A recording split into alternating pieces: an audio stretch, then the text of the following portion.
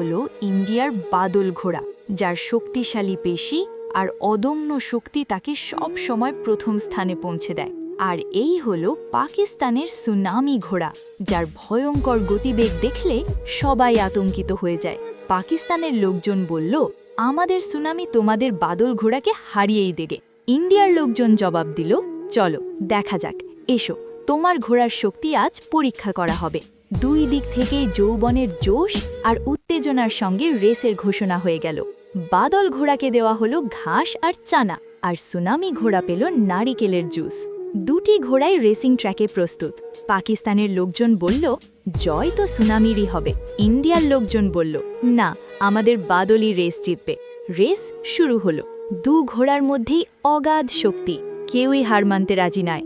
দেখতে দেখতে দুজনেই একসাথে ফিনিশ লাইনে পৌঁছে যায়। পাকিস্তানের লোকজন বলে, আমাদের সুনামি জিতেছে।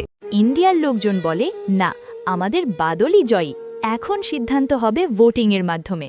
পাকিস্তানের সমর্থকরা কমেন্ট করবে আর ইন্ডিয়ার সমর্থকরা লাইক ও সাবস্ক্রাইব করবে। দেখা যাক শেষ পর্যন্ত জয়ী হয় কে।